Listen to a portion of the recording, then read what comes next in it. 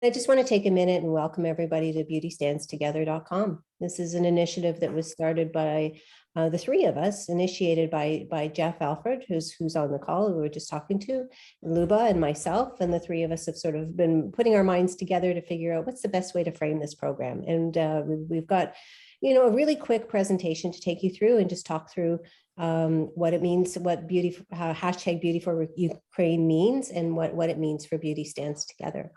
So thanks for joining us, and feel free to ask any questions that you may have, or there's some idea sharing at the end as well.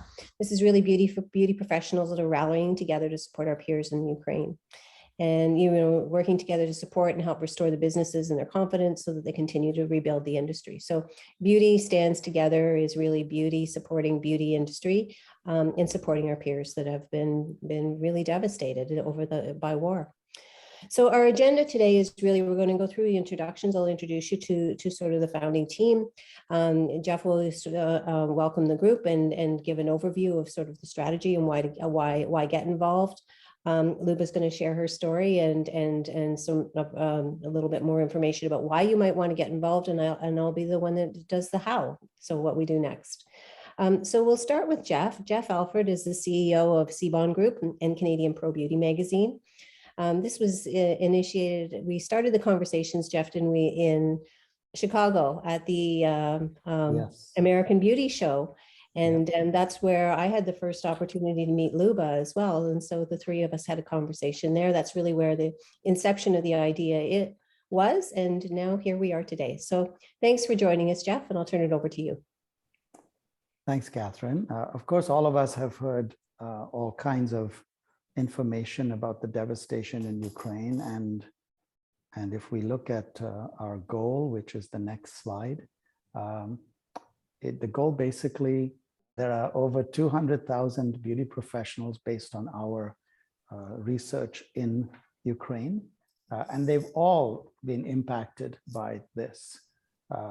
They just came out of COVID-19. And can you imagine being a beauty professional in Ukraine, having just survived COVID-19, and then you get hit with this, where you, your family, yourself, your friends, your clients are dealing with what is, based on the pictures we are seeing, an unbelievable situation. So Beauty Stands Together is a program we can use to make a difference in the lives of those professionals. We stand in a very unique situation. Many governments and organizations, of course, are helping Ukraine in various ways, but there's been very little discussion of those hundreds of thousands of beauty professionals and their families. Because you can imagine every individual probably has, 2 to 10 other family members impacted by what has happened. And an interesting fact, there are more Ukrainians in Canada than in any other country other than Ukraine itself. There are more Ukrainians in Canada even than the United States. So this is a huge opportunity for Canadians and Americans to do something very specific, very tangible, and very powerful. So we are all rallying as many as possible, both from the industry, and we're inviting others from outside the industry to come together to organize programs to help rebuild the businesses after the war is over. Now, what does that mean? Because that's a question people are asking fairly early on.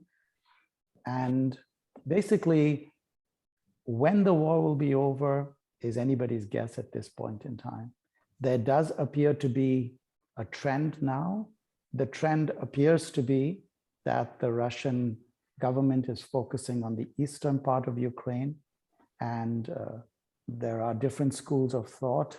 The school of thought that I feel has it perhaps most accurately is that Russia will try and hold on to that eastern part, try and trash the West as much as they can, but leave a devastated country or a part country behind compared to what it was before. Ukraine had over 40 million people pre-war. They'll probably end up with 27 or 30, depending upon the territories that are taken by the Russians. But when that is all over, which some are saying it's 3 months and some are saying a year, but whatever that time period is, we're going to have the reality of these 200,000 or so professionals, most of whom are women, many of them single mothers, many of them who become single mothers as a result of the war.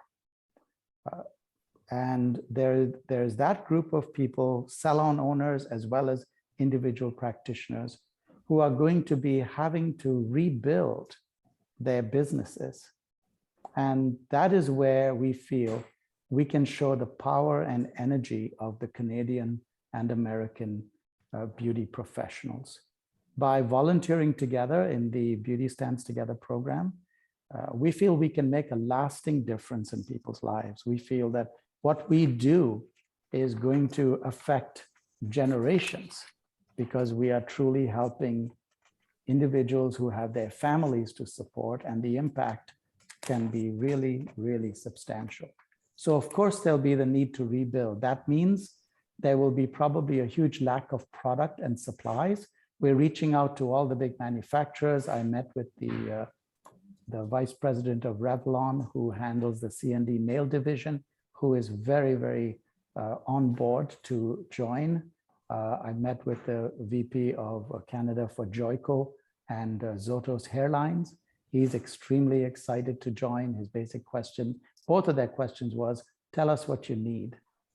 So there will be a need for product and supplies. There will be a need for education.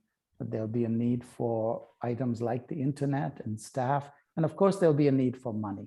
So our goal is to put together a team of people, which will be addressed a little bit later, to deal with this. What can we do is the next slide. And what can we do? Basically, we can give our support to all of those on the front line over there, the estheticians, the hairdressers, the nail technicians, by providing training, products, supplies, business advice, education, both virtually and possibly in person. What we mean by possibly in person is we have identified 2 major trade shows that used to happen in Ukraine regularly. One was in spring and one was in fall. The spring show, what I think was called Estet Beauty, and the fall show, I think it was Beauty or Intercharm.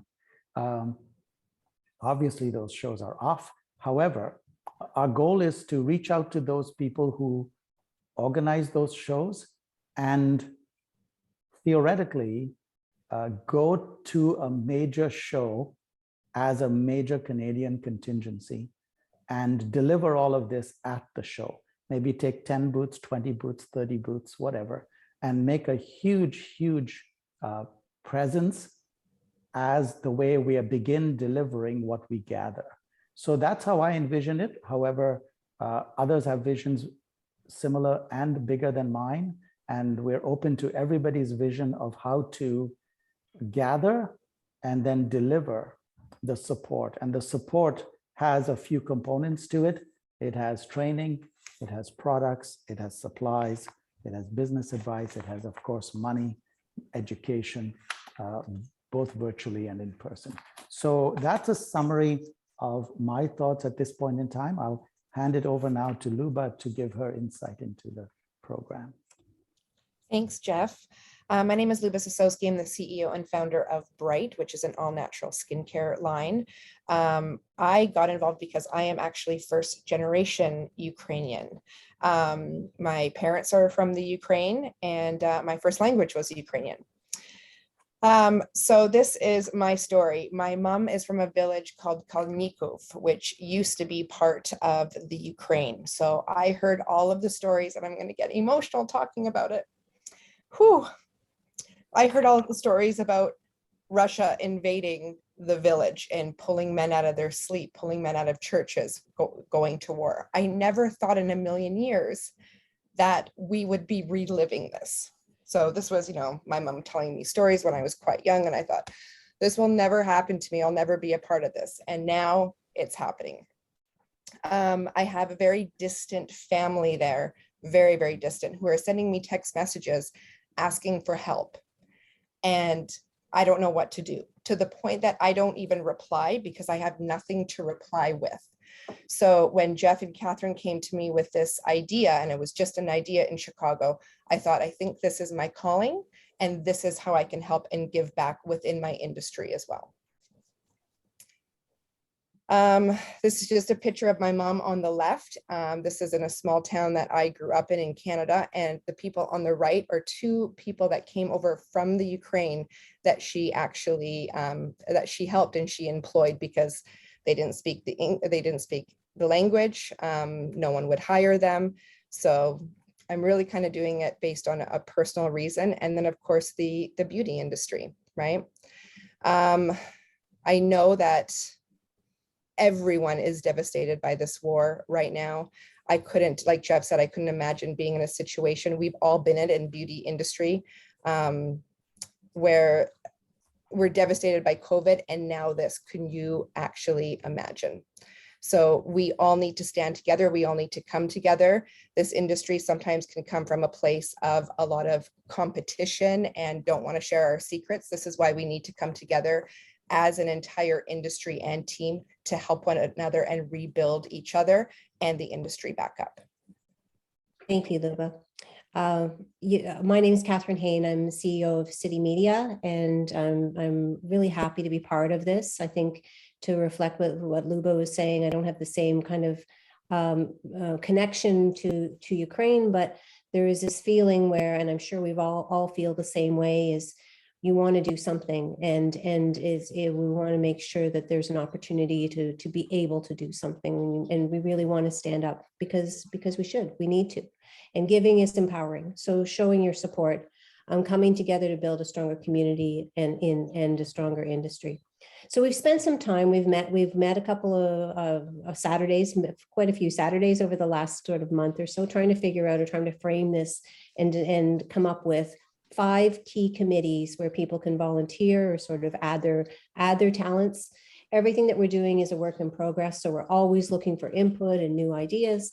But really, what does it look like for volunteers? So we've got marketing and communications, shows and events, partners and sponsorship, travel coordination, and then volunteer coordination. The one that's missing on there is finance too. So I'll just, since we can edit as we go, I'll just add financial. So there, what we've done is we're looking for leaders. The 3 of us will lead some of these committees, but we're looking for leaders for these committees. We're also looking for people to sit on these committees and sort of work together as a group, and then sort of bring it back to the overall committee as a whole. So we've broken them down here in terms of what that function looks like. The international relations, as Jeff was talking about, working with the shows that are over there. If we have a chance to go over there, how we can distribute some of what we're doing. So there's a whole area and scope around volunteers that are managing that international relationship. There's the connections, which is the people and products. If we're able to go over coordinating all of that, coordinating tickets, coordinating freight, products, getting products over there, the paperwork, the logistics, there's a lot of work to be done there. PR and marketing, getting the word out to everyone in the industry and engaging everyone in the industry with their support, regardless of what it is or how they support. We should have support at every single level so that people can support and help us in this initiative wherever they're at. Partnerships, developing partnerships. Again, Jeff mentioned, some connections with some of the big brands, manufacturers, distributors, schools, developing those partnerships and relationships. Together, we're stronger. And this is really going to be something that's a big initiative, and we want to bring everyone on board. And then, of course, the financial aspect of it is managing the money and how do we keep track of that? And are we going to set it up as a not-for-profit? So there's a whole area within there, as well as the events, whether we have events here to help build awareness and to sort of raise money, or whether it's events there when we have an opportunity to go over to Ukraine. So lots of things to think about within this. We're going to open it up to questions and love to hear your thoughts, or sort of where you would like to contribute or where you feel that your strength is. We've created a number of social media posts, so really love for you to share those on your social media and bring in other people. Just ask them to join Beauty Stands Together. There's a sign up form on the website where you can go and sign up. We've just set up our own social media pages, so please connect and share with that. We're recording this and we'll post it on there as well. So as I said, it's a work in progress. As part of the founding committee, you'll have the opportunity to be part of something much bigger. And this is something much bigger. I can feel it. And we don't even know how big it's going to be or what it's going to be exactly. We just have to put one foot in front of the other and start. It takes the initiative of one to sign up and say, I'm in. Or in our case, it took the initiative of 3 of us to say, we're in. And now we've got 3 more on the call. So we just keep growing incrementally. There's a lot to do, a lot to be worked out. But it starts with the idea and starts with working together. So join us. Sign up online, choose a committee, share your ideas, and invite others to join our group as well. So there's the 2 links to our Insta and Facebook page. Please connect with us there. But we'd love to open it up to any questions that you may have, any thoughts, any ideas. Really, I think that this is part of the conversation where we want to hear from you.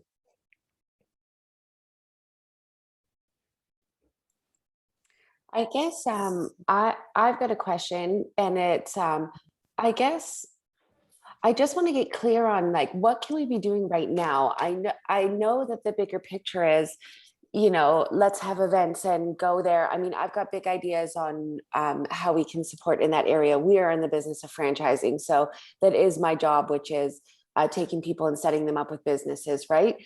So we have systems in place to facilitate that, which we're really, I would be more than happy and eager to do in Ukraine when the timing is right. But I guess my question is, what can we do right now? How can we support people in Ukraine right now? Or is it a waiting game until, we can get boots on the ground over there?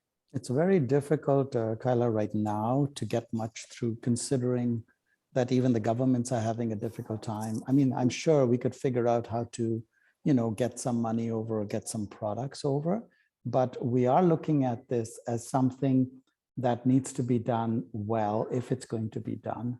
And therefore, we felt the right way to go was to reach out for volunteers first and put together the heads or the team leaders, and then reach out and get all the team leaders, enough volunteers, so they could activate all the actions. Now, what you're seeing here that Catherine has shown is essentially just a very quick summary, and there's a lot behind here.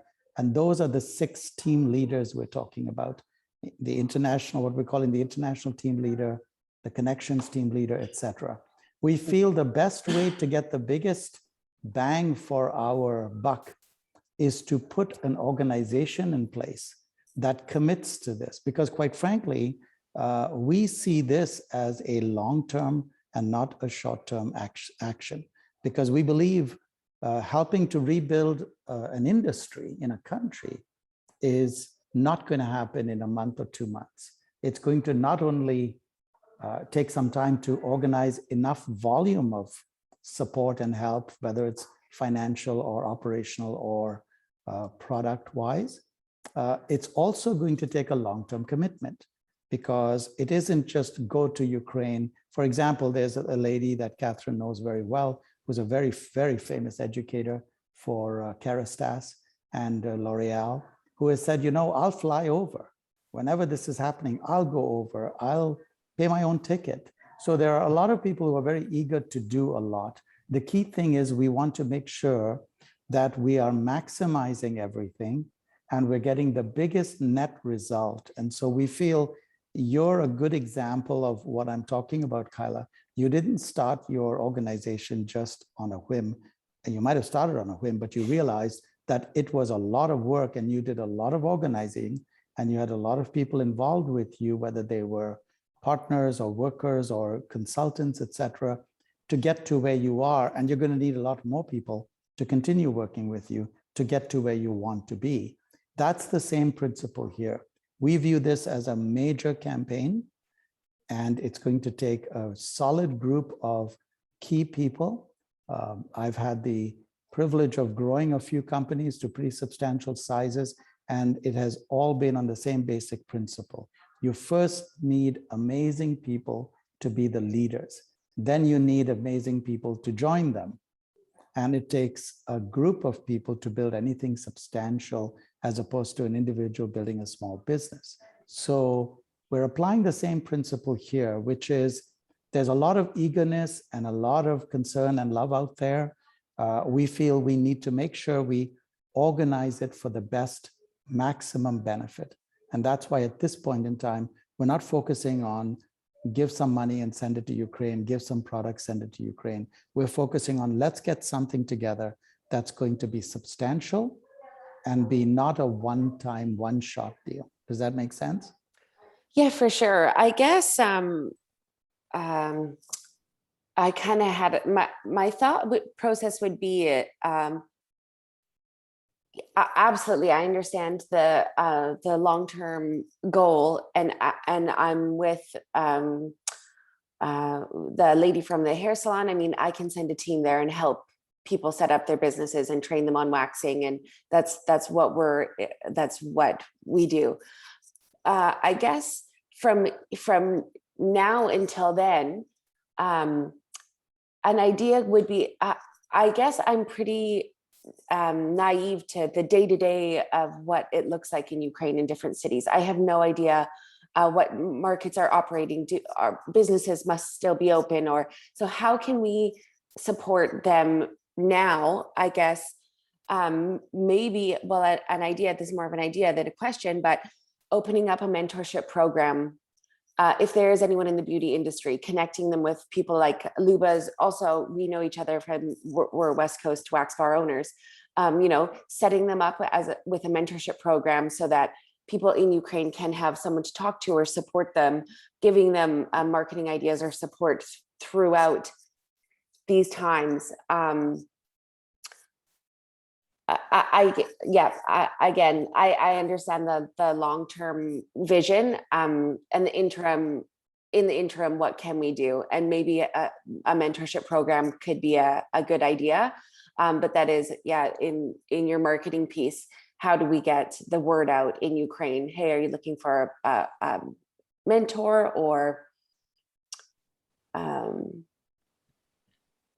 that's my thought. I can speak to, can everyone hear me?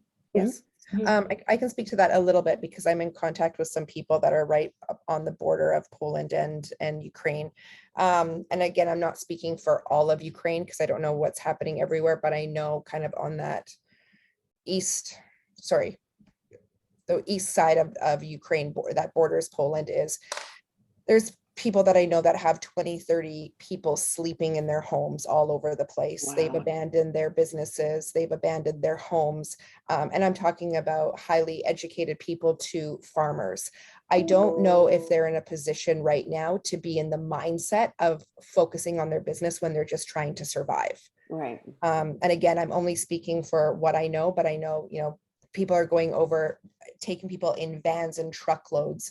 And they don't even, these people that they're picking up in the Ukraine, they don't even know where they're being taken. They're just taken for shelter and safety at this time. So I don't know, if the mindset is the marketing and they don't know if they're going to have a business to come back to. Mm-hmm. So I think if we kind of go on Jeff's original idea of hopefully when this is over, they'll be in a better mindset of wanting to rebuild that. I don't know if there's anything to rebuild for some people right now. Got it. Thank you, Luba. And just something to add, I think right at this point is being prepared. So what are we preparing for? So if we look at, getting super organized and we have the infrastructure, no idea is a bad idea. And a mentorship program is a great one. So we should definitely, that's where we should be starting with brainstorming, figuring out what is the low hanging fruit, what can we actually execute quickly, what can we do now, what should we wait, what goes into for later. And just divide it into categories. But preparing for all of that is going to take a lot of committed people to help us move this forward. So I think that's what we can do now is get ready, and maybe as soon as we can get the message out to say, hey, we're coming, we're getting ready to come and help. Because I can't imagine how it would feel to know that somebody is getting ready to come and help me. It would really change my mindset if I was in a situation like the one you're describing, Luba. Absolutely. I think the key thing here is if someone has an idea, as you did, Kyle, we should get those ideas, note them, and see what we can do about it.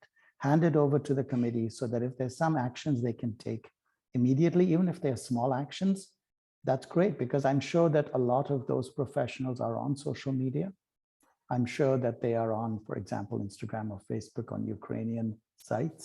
So there's no reason why we can't have someone in the interim reaching out to them, perhaps even asking them, what do they need? Asking them to describe their situation to us. Because the more we know, the more we'll be able to help, the more we understand what they're dealing with. So I think that mentorship idea is a great offering for them. In addition to that, perhaps an information gathering as part of that, connecting, maybe assign 1 or 2 people of our teams, maybe the connection team or the partnership team, to just spend some time on social media sites that are Ukrainian, that are in Ukraine, that are being activated on by the professionals. And my guess is they have groups, whether it's Facebook or Instagram. There've got to be groups out there. So I'm sure that someone going in, joining the group and telling them, look, here's an initiative, go to Beauty Stands Together, and maybe we should even open up a link for Ukrainian professionals to click on, and they can write in Ukrainian and we can get translators to translate for us. And the Ukrainian, it can be, that part of the site can actually have a Ukrainian button where they can talk in Ukrainian and we can have Ukrainians respond back. But I think the more we know about what's going on there, the better we'll be able to deliver what we can to make a difference. Absolutely.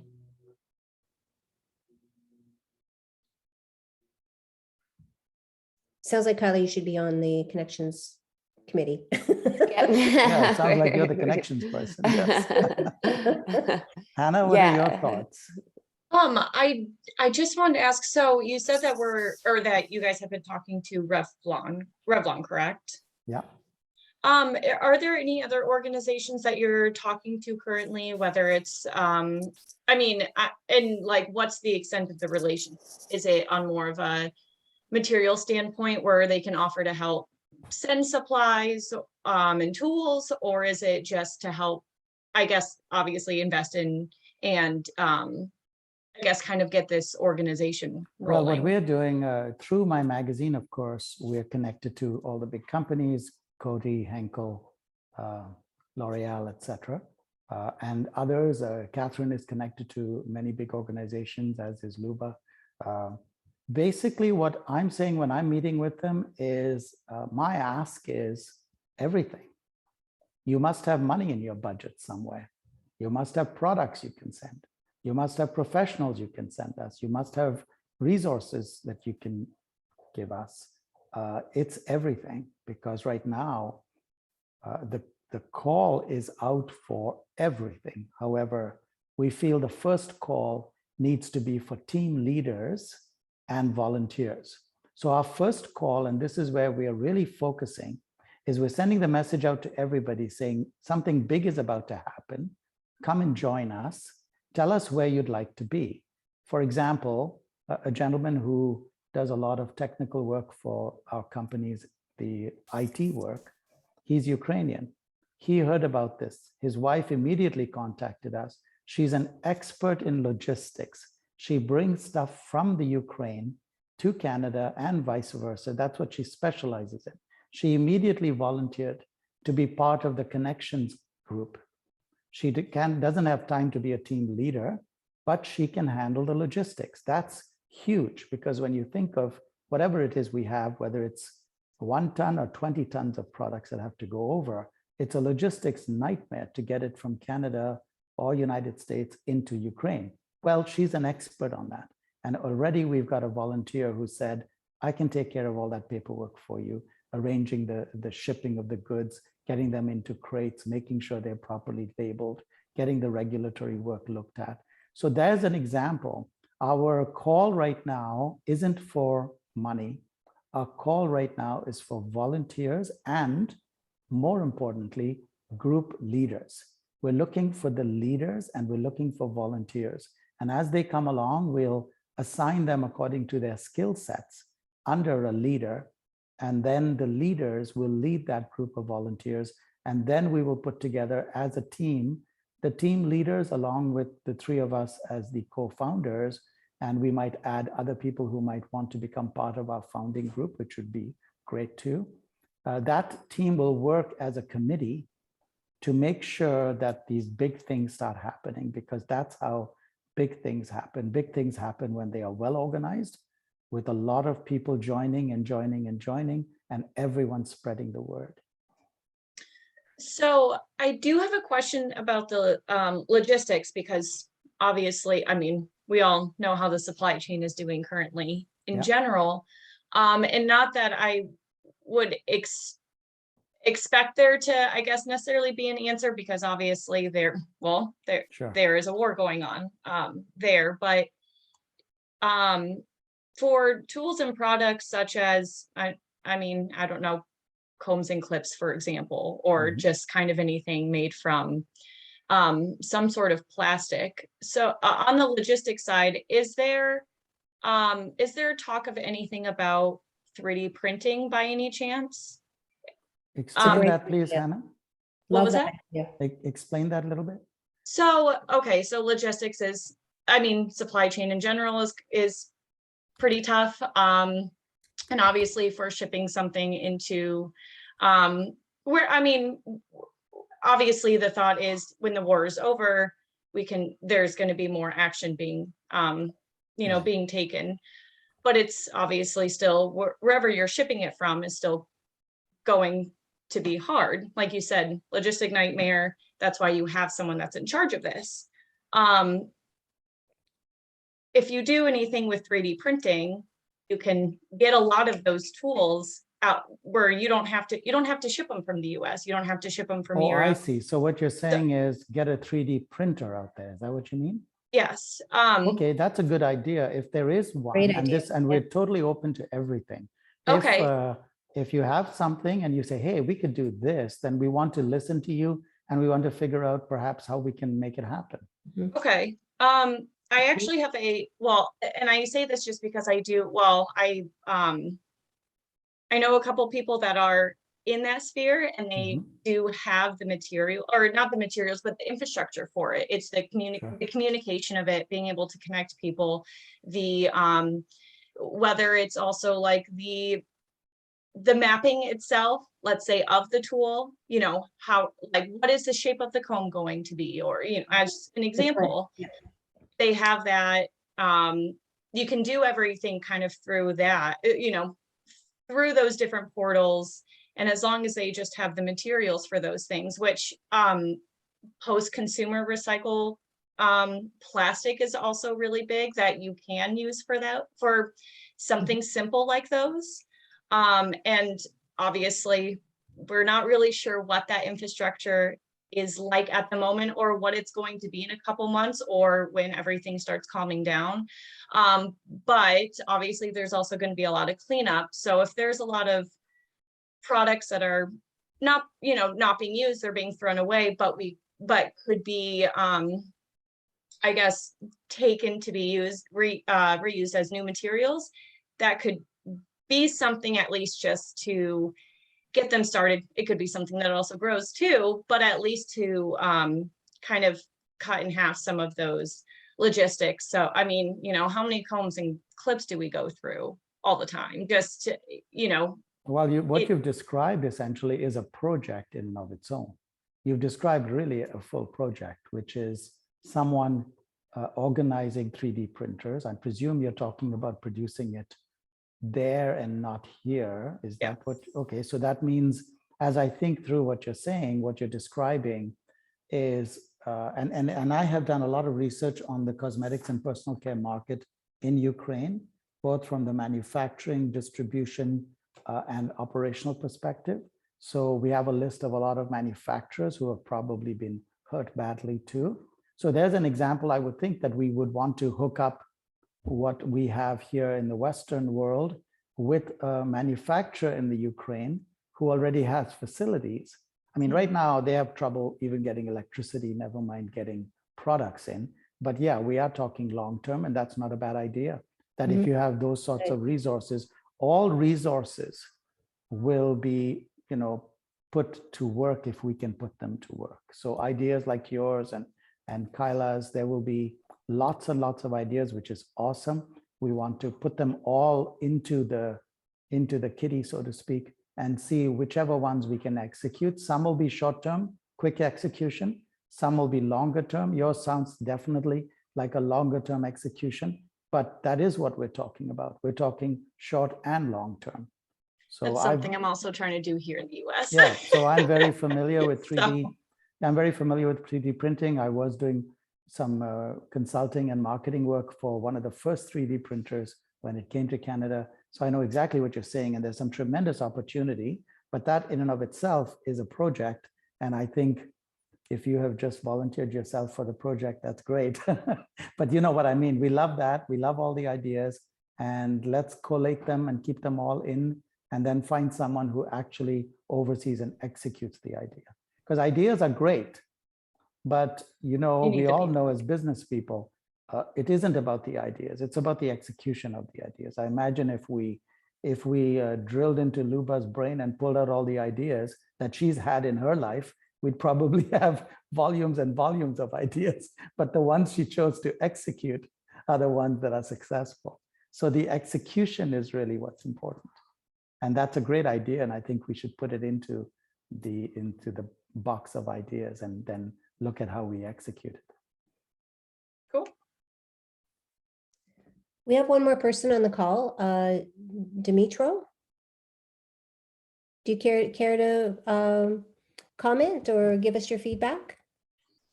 At this point, just listening. Where are you Willing from? to help out. I'll volunteer for one or two of the committees. That's awesome. Thank you so much. Did you Where- register already, Dimitro? I believe I did. Super. Well, at And least where are not you for not the committees themselves, no. Just I didn't see any no, before. I didn't see which ones you had. Now I'm a little more. Super. So Right, you saw yeah. the form, did you? You filled out a form, correct? I'll do that. Perfect. Yeah. Where are you located, Dimitro? Mississauga in Toronto. Perfect. Yeah, I'm in Richmond Hill and then live in St. Catharines, so I drive by you every day. Okay. We already do some work from our company. I sit on a couple of other committees with the Ukrainian communities, so fairly involved in it and appreciative of all of your efforts as well. And we'll try to do as much as I can on this side as well. And perhaps Super. the finance side, at least we'll start with that. Okay, great.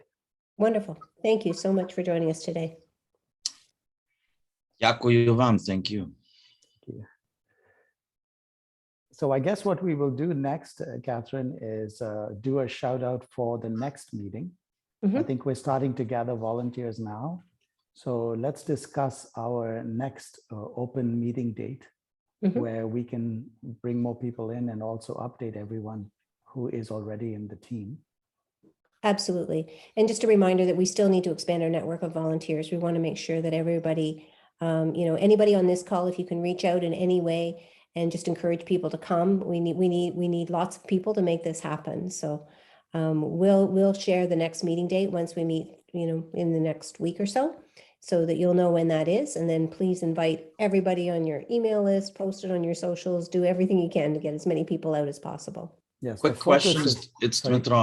Yeah, go Is ahead, your Dmitro. focus or desire more to help those that have come to Canada and help them survive, establish? No, our or focus is is it in Ukraine? Ukraine, Dimitro. We're totally focusing on those who are left behind, who have to Okay. rebuild their lives after. Mhm.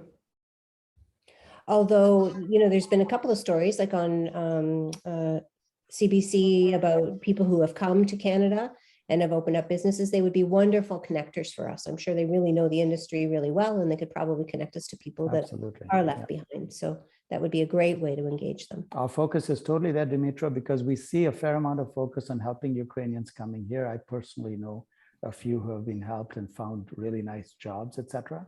But we know that the industry there, it doesn't appear anyone's focusing on them. So we feel the Canadian industry and American industry should focus on them. There are trade show organized. We went to a trade show in Kyiv of 2019. So Was that That's the one- Intercharm, Dimitro? Or was Exactly. That the Intercharm, yeah. And if Exactly, you I have the was- contact people for Intercharm, absolutely. We need to Okay. contact them to work with them because at some point in time, they'll want to come back. So it may very well be that we could help to, buy 10 or 20 booths at their show and deliver what we're delivering through their show. So definitely that is part of that list that you saw on the volunteer groups, which was the shows. And Here- Canada, here's Canada could perhaps subsidize or help the booths and do a kind of a Canada, what do you call it? Absolutely, neighborhood there. exactly. We should reach out to the EDC and organizations like that to see where funding can come for that. Absolutely. This is my email. If you want to forward anything to me, I'll make sure that I'll pass it Sure. on to Jeff and Luba as well. So if you have any questions or thoughts, or you want to send anything forward, then absolutely send it to me and I'll make sure it gets to the right spot. And then Catherine will connect you with me, Dimitro, and we should grab a coffee or a tea or something, or perhaps something Of strong, course. something stronger together. And we can Okay. we can talk about what we're doing and what you're doing. And I'm sure we can come up with a lot of good stuff. Alrighty. Look forward to it. So it's great to see everyone. Thank you, Catherine, Yes. for organizing this. Thank you so much for joining us. Really nice to see some new faces in our group, and look forward to seeing you all at the next meeting.